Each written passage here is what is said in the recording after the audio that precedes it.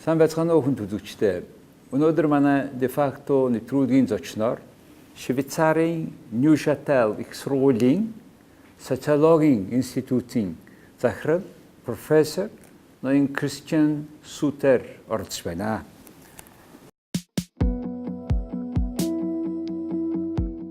КРИСТЯН Suter Швейцарийн Ньюкателийн их сургуулийн профессор.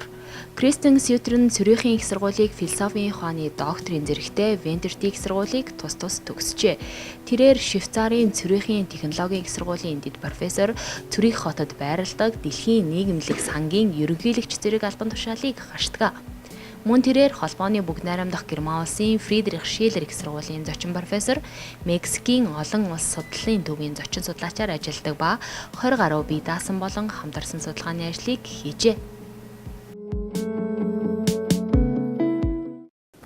Welcome to Mongolia. Thank you. So we are at this conference, democracy.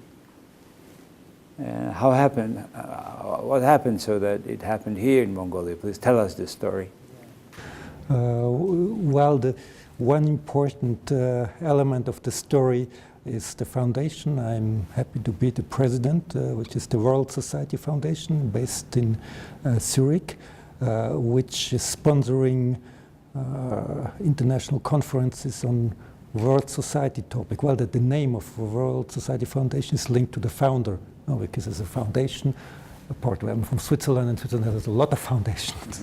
And so this is a very special foundation in the sense that it is a scientific foundation. So that the aim of the foundation is to support scientific research globally on global issues, which is linked to the global society. We usually do a conference every year, sometimes every second year, sometimes 2 per year. This depends upon the topics we receive. So there is not, well, we do not announce it openly that you can send us topics, but this is of course a lot of people knows, and when they are thinking about organizing a conference, then we receive mails if we are interested. So the interest, an important issue is that the interest of the foundation was to go to the region of the Global South. Global South. Yeah. Because, well, the foundation is now 36 years of activity, so it's established its foundation in the 80s. We did, in the beginning, we supported globally research grants. So these were small grants of $40,000 to $60,000 all over the world. For 20 years, there were more than 100 projects. And I made once, when I became president, made an analysis. Where goes the money? The founder of World Society Foundations, Mr. Peter Heinz. Peter Heinz, yeah. Who had relatively short life, I understand. Why he would do that? Why World Society, the name comes from? Yeah, well, Peter Heinz was professor of sociology at the University of Zurich. He established the department. So in the 60s, early 60s, and he worked in this field of development sociology, international relations, and at that time, at the 60s, a very interesting time in the sense that a lot of researchers started to think about the global system, because this was the time when globalization started. Yes. We always talk of the globalization of the 90s. This is not true. Globalization started much earlier. So there is a lot of research, particularly in international studies and international political economy, sociology. And so he was one of those in this discussion. But his concept was world society. So he didn't talk of international system. He said what we see emerging is a kind of world society, which is different concept than international system or global system. That time, I understand you have been working yourself in the University of Zurich as a research assistant at the Sociological Institute. You have been working together? Or? Yeah, actually I was the last assistant Because in, let's say, European system, Switzerland, universities are feudal systems in Europe. So you have a professor who has several assistants, and so we work usually very closely together with the professor. And so I was the last assistant of Peter Heinz. Unfortunately, I could only work 6 months with him, and then he died. What happened? He died of cancer. Cancer. Yeah. Okay. But let's say the capital of the foundation actually is linked to the heritage of the spouse of Peter Heinz. He established it before his death. No, so it was his wife died 1 year before him. Mm-hmm. And so he established this foundation, and then unfortunately he also died. And so this is the capital of the foundation. Yeah. You, and I understand also Professor Heinz, you were the kind of, from Europe, the sort of big wave comes usually to understand more the world. Europeans were the first who discovered the world, and they were also the first colonized the world. Yeah. At the end, the war started in Europe, surprisingly between always Germany and France. And yet Switzerland being a neutral country for years, and you have a lot of foundations, and I don't think it is by chance you coined the phrase, the word, world community, not a small community, country community, world community. And obviously you continue that as president of these foundations, organizing so many events otherwise impossible to organize in the South. Why still you keep doing that? I mean, what is behind? It's also a bit linked to, let's say, the history of sociology. Sociology in Europe was really a national discipline. Because if you want to identify a sociologist, sociologists are talking of structures, of institutions, and often these institutions are national institutions. No, national systems, they create institutions. So the sociology was very much oriented towards the national level. And so and other scholars, and for me it was very important. And it was in the 70s, late 70s, when I started to study. So to have the world view, not to the national frontiers are no limits for science. And so this was very interesting to discover new perspectives. In that connection, please tell us about why you have started sociology. I didn't want to study sociology because, actually, my background is a working class family, and. So in Switzerland? Yeah, in Switzerland. Of course, workers have a good salary, but it's still working class. You have to look for the money. If you have still money at the end of the month, you can go to holidays and so on. And so I got a fellowship for studying. And so I had to think about what do I want to study.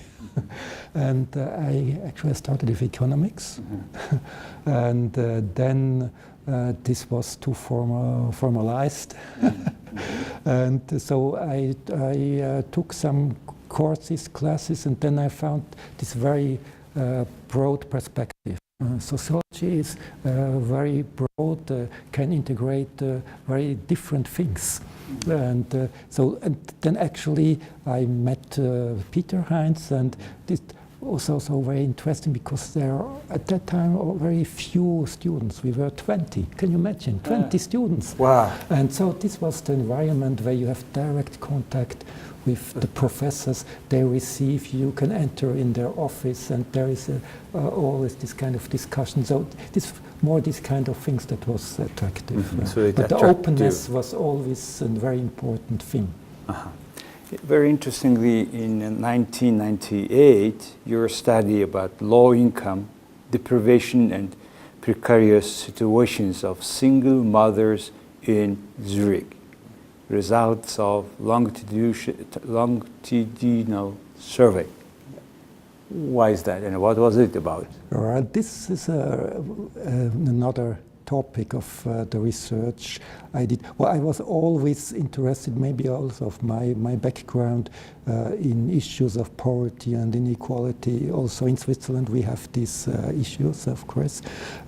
But maybe this is a difference to countries of the global south, that there are specific groups which are really in this situation, these precarious situations, and one group which was obvious at that time, still today, are single mothers. So this kind of what we call life course events, Yes. no separations. This was not the idea of the bourgeois family, Yes. no? Yes. Family, and particularly in Switzerland, where we had a very strong tradition of the male breadwinner model. So this means that you have the male who goes out and has 100% activity, and female, if you have a family, and this is the standard, usually is at home. And when this model breaks, and this started in the early 70s, then this creates new social problems, which is this kind of single mother That's poverty. what is happening now here. We have a lot of single mother, particularly young mother somehow. And we have a problem with education, this kind of imbalanced structure. Early post-communist time here, the parents would send boys to work or to make a trading with China somewhere. Girls would go to universities.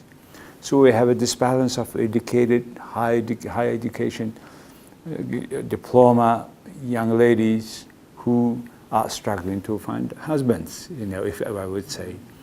And as a result, we have those women, and plus a lot of single mothers. And it happened in 70s, 80s, more in Switzerland. A certain pattern goes on. Yeah. So what are those problems they are facing, and how to solve those issues? Yeah. But there is an important difference, what you told me here in Mongolia and Switzerland. In Switzerland, we never had this problem of young single mothers. Like it was very common in the United States, but in Switzerland, usually you are older, because there was another demographic trend.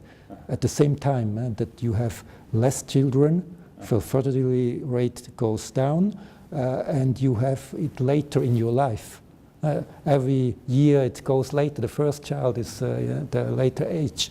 So the good side of this story is that usually females have concluded their formation, their qualification. Mm-hmm. So and we see also in poverty studies in Switzerland, one big issue is if the parents are young. This is a poverty problem. Mm-hmm. Also in Switzerland, we have not that much people in this situation. But if we would have, it is a real important issue. Yeah. So what we did in this study is that for the first time we did a kind of a longitudinal analysis. It means that we follow.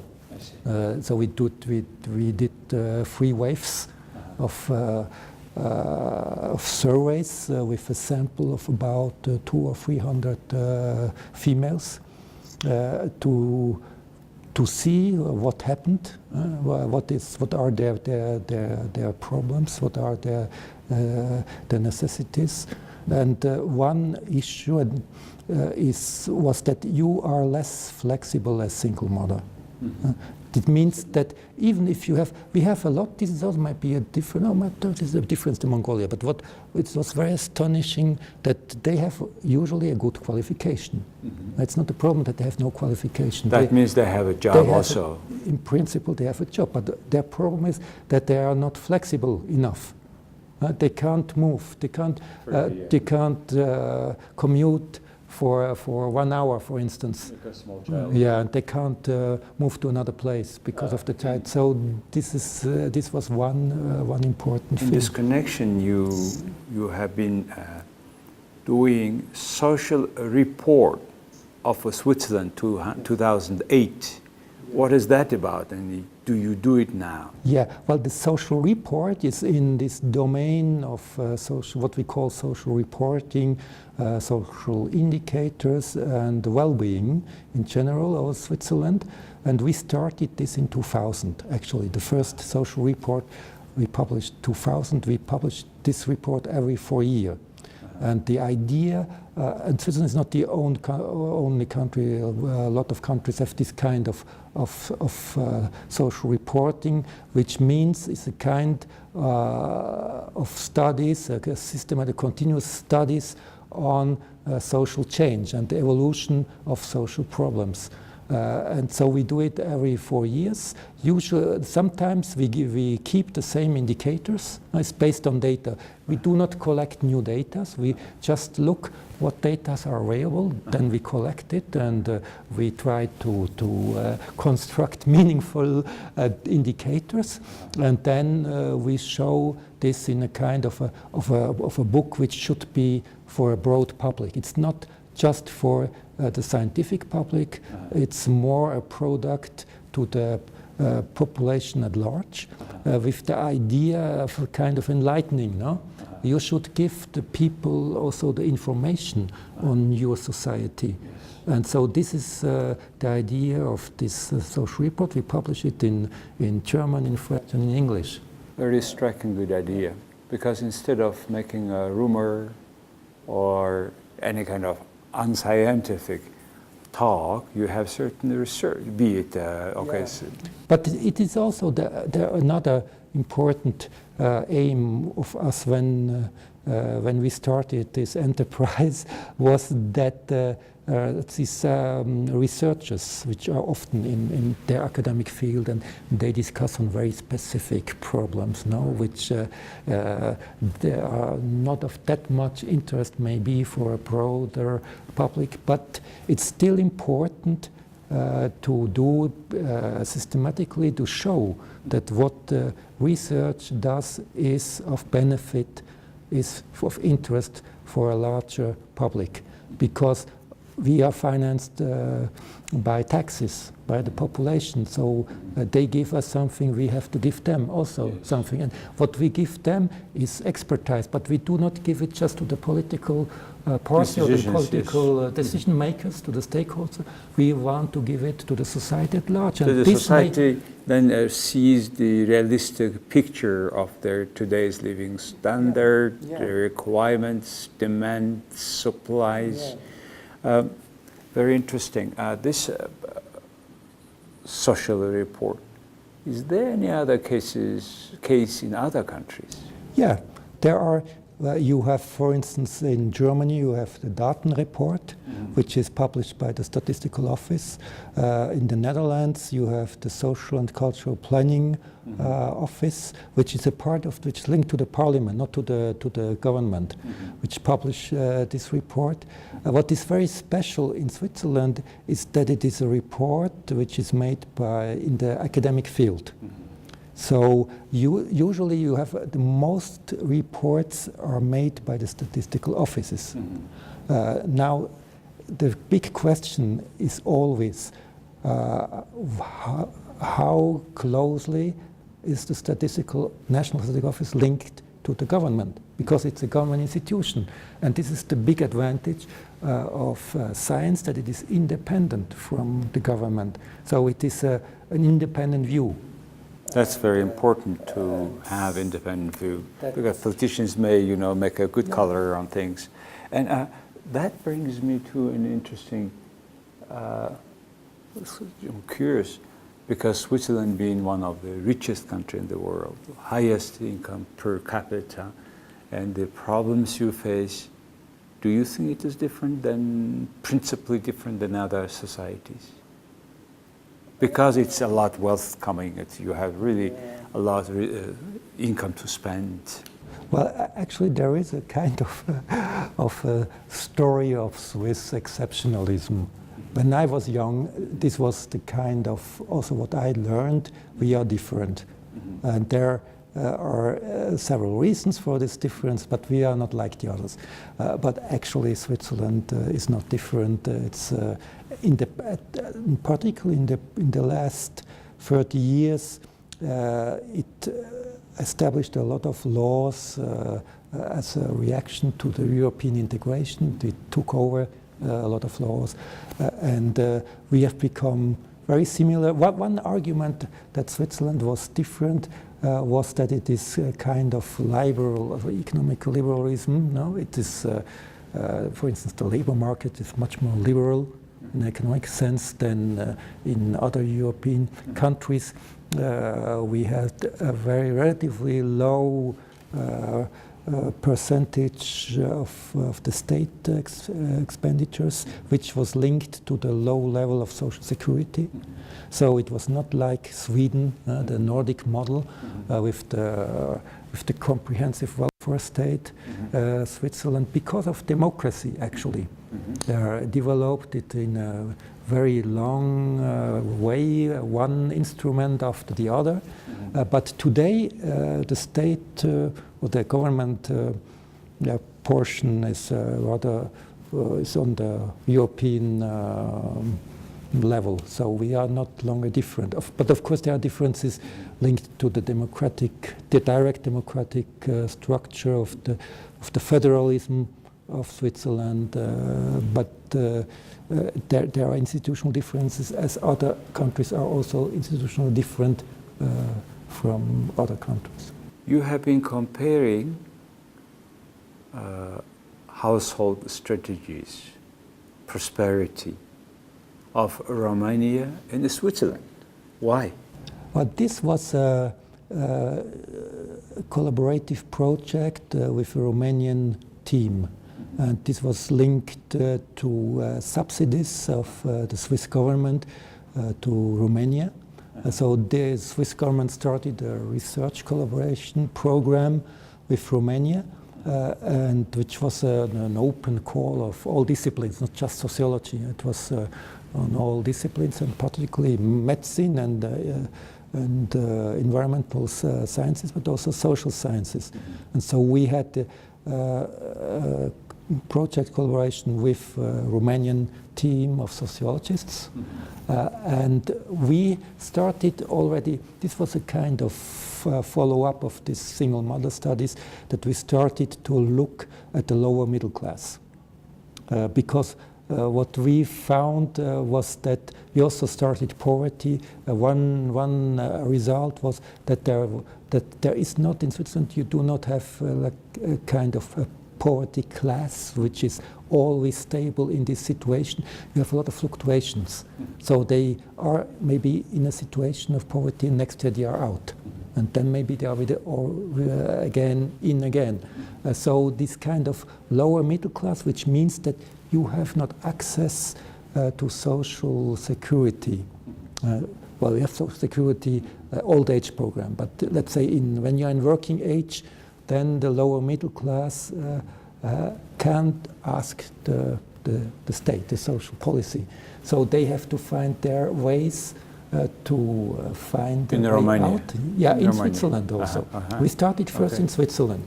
And then with this collaboration, we said, okay, let's study the same thing in Romania. And so what they looked for, then what we did, of course, Switzerland, it was a comparative project of Switzerland and Romania. So we did research in Switzerland and in Romania on the same group, which is the lower middle class. But of course, in Romania, the lower middle class is different than from plus the social security access and the threshold is different. Yeah, the but revenue also is different. The strategies are very different. Very different in Romania. I mean, family strategies. Yeah. So they would more believe on themselves than on the government. Well, this is Switzerland. They believe on themselves. Okay. That there is a way out. Surprisingly, a rich country, and they still believe themselves. Yeah, but because this is this liberal element that you first. Also, we have also we have a welfare system which has to intervene in situations of poverty or precarity. You usually we have just 50% or even less of people who really apply.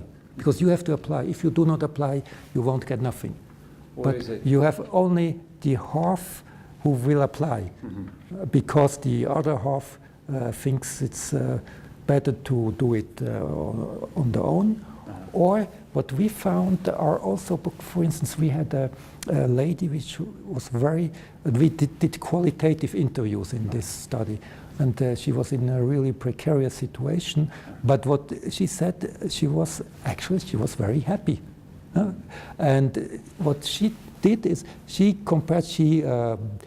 traveled a lot when she was young. She was in Cuba, in Nicaragua, and she said, well, I saw a lot of people who were really poor.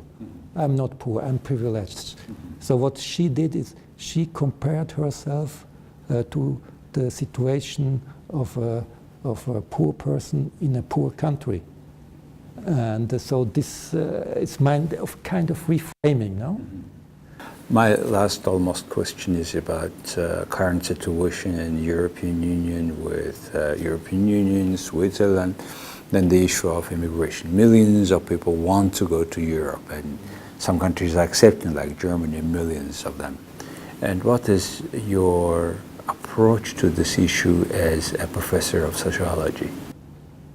Of course, we study this situation. So when we do a survey, we also look at immigrant population, what is their situation. We ask them of their necessities, their problems, their views, their attitudes, and of course also the attitudes of the Swiss population with respect to the situation of migrants and immigrants. And I also think that this is a very big issue of today, maybe one of the most important issues. We don't have yet final solution. Well, the solution is difficult when you have hundreds of thousands of immigrants, because actually Switzerland has been always a country which attracted a lot of migrants, also in the 19th or early 20th centuries. Yes. But we never had, and actually Switzerland was not that, it was Germany and other countries which was heavily exposed. Switzerland until now was not yet, because we have Italy and we have Germany. How many so immigrants you have now? How many immigrants do you think total now you have? I think we are usually between 25 and 28% of immigrants. But Population is immigrants. Yeah. 1/3 almost immigrants. 1/3, yeah, which is one of the highest, I think, together with some other countries. But I've also to add that the Swiss law, citizenship law, is very strict. So, for instance, we have foreigners in the third or fourth generation. They are not automatically got the Swiss citizenship. What makes that hard? And this is, of course, also a problematic situation, because they are completely integrated. I see. Final questions about what is your observation so far about democracy in this country? I don't know that much on democracy in Mongolia. I learned a lot now in this the first day. It is interesting to have this Mongolia between Russia and China, which have very authoritarian systems, and Mongolia, which has also this experience of 70 years of authoritarian rule, and then this kind of transition to democracy. It seems that the big issue is to go forward, not to stop at where they are, and to go on the way further to Thank you democracy. for organizing this international event, conference, Democracies in 21st Century in Ulaanbaatar, and which helps Mongolia to be one of the spots where you can study, speak, talk, and learn about democracy. Thank you so much. Thank you. It was a pleasure. Thank you. За хүн төлөвчтэй та бүхэн өнөөдөр манай Defacto нэвтрүүлгийн зочноор Швейцарийн Ньюкателийн сургуулийн социологийн институтын захирал профессор КРИСТЯН Suter тантай уулзлаа. Баярлалаа.